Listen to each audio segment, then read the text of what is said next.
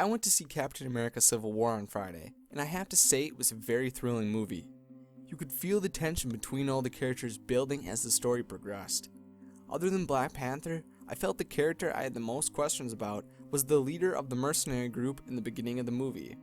Hello, I'm Isaac from Watso Videos, and today's episode of Decoding Marvel will be all about Crossbones. Crossbones first appeared in Captain America number 359 in October of 1989. Crossbones does not have any superhuman abilities, but he did at one point. After being exposed to Terrigen Mist, Crossbones received energy blast powers, but once he was accidentally teleported to another dimension, he fell into a pool of strange water which removed the effects of the mist. Although he has no powers, Crossbones does have extensive combat training.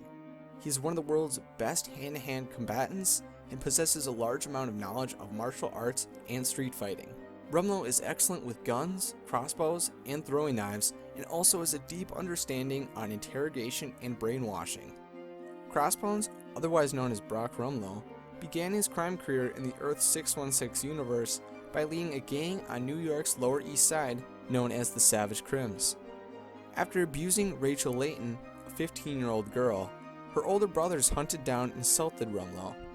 Once Brock fled the scene, he joined the Taskmaster School for Criminals, which is where he received the majority of his military training. 3 years after joining the institution, he even became an instructor himself.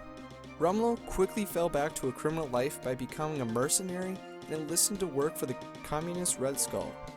After raiding a rogue geneticist named Arnim Zola for the Red Skull and remaining as the only surviving member of the task force, Red Skull placed the codename of Crossbones upon him. In addition, Crossbones led a band of mercenaries he created, which included the super-powered men called the Voice and the Controller. This group became known as the Skeleton Crew. Crossbones was frequently aligned with Hydra and the Red Skull, but also was betrayed by them on many occasions. He has attempted to assassinate figures like Kingpin and Gambit, and has fought with super beings including Diamondback and Bullseye. But his primary adversary was Captain America, which is why many people were interested in his character before the release of Captain America Civil War. During the Civil War, Red Skull had recently hired Crossbones back onto his team, but after the Skull's assassination, his resources went to Alexander Lukin, who was an elderly Russian World War II general who blamed Captain America for the death of his great leader. Crossbones was commissioned to finally take down his foe once and for all. He accomplished this feat by having Dr. Faustus brainwash the mind of Sharon Carter of S.H.I.E.L.D. and manipulated her to shoot at Captain America at close range during the hero's Civil War. Roger's own affection towards Sharon would allow her to reach him and pull the trigger, while Crossbones simultaneously fired a sniper from the rooftops to hide the true plan that was taking place. He had successfully murdered Captain America, which is why many people believed he would die in Civil War. In the Marvel Cinematic Universe, Brock Rumlow began as an undercover Hydra agent within S.H.I.E.L.D. When S.H.I.E.L.D. fell during the events of Captain America: The Winter Soldier, Rumlow was tasked with bringing in Steve Rogers and his accomplices. He attempted to stop Agent Romanoff and Nick Fury from assisting Captain America when he was destroying the helicarriers, but instead he fought Sam Wilson, better known as the Falcon. After the fight ensued, a falling helicarrier fell upon the building where they were fighting, which badly injured Rumlow and burned his body. Now this video is approaching spoilers from Captain America Civil War, so please be cautious if you haven't seen the movie yet. In the time between the Winter Soldier and Civil War, Rumlow had become a mercenary and was tasked to obtain a biological superweapon from the CDC in Lagos, Nigeria. After confronting Captain America with a new powered suit of armor, Rogers overpowered him and removed his mask.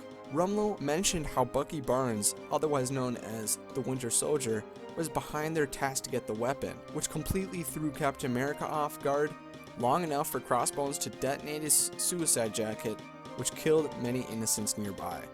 I think it's really interesting how many people on the internet predicted Captain America's death in this movie. I definitely thought it was a possibility. So to have his expected killer die in the first action sequence was pretty relieving to say the least.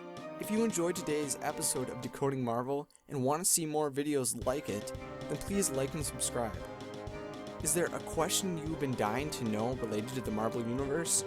Watso Videos is a channel to entertain and inform you, the viewer, so please ask your questions in the comment section.